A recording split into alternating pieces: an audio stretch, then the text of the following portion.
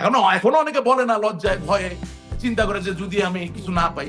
মানে তাহলে আমার কথা হলো ভাই, এখন আপনাদের উপরে কি আসলে সেই ফোরামটা নাই, আপনি একটু আগেও বলছিলেন, তাহলে এখন আপনাদের উপরে কি নির্দেশনা বা আপনাদের কাছে কি বার্তা? হ্যাঁ, ওই ফোরাম খুব তৎপর আছে।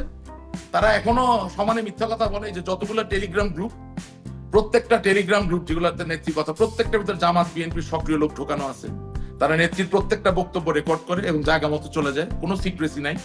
এবং ওখানে আমাদের এই পাঁচ আটার দল, এই চাটুকারের দল, যারা সত্য মিথ্যা কোনো আলাদা করতে শিখে নেই বা চায় না, তারা এখনো বলে যে নেত্রী একটা হুকুম দিবেন, কালকে সব উল্টাই দিবেন।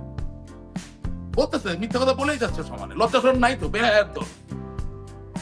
এমন এক সাবেক এমপি রেকর্ডিং আমার কাছে আছে, আপনাকে বলি, মজা পাবেন আপনি শুনতে। ধরেন রংপুর থেকে আপনি যদি খুব দ্রুত গতিতে গাড়ি চালায় আসেন, কত সময় লাগে ঢাকায় আসতে? ছোটবেলায় একটা লাইন শুনতাম যে 3 ঘন্টায় গুলিস্তান আর নাইলে কবরস্থান। শুনছেন কখনো? 3 ঘন্টায় গুলিস্তান নাইলে ওইভাবে যদি গাড়ি না চালান, তাছাড়া 5 ঘন্টায় আসবেন, ঠিক আছে না?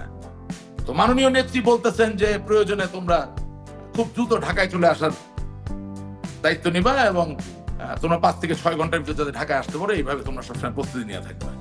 আপনি জানেন এমপি কি বলে নেত্রী? বলে, নেত্রী আমি আমার সব লোকজন নিয়ে রংপুর থেকে 4.5 ঘন্টার ভিতরে পৌঁছে যাবো। এর মতো একটা চাটুকার মিথ্যুক লোক কি করবে?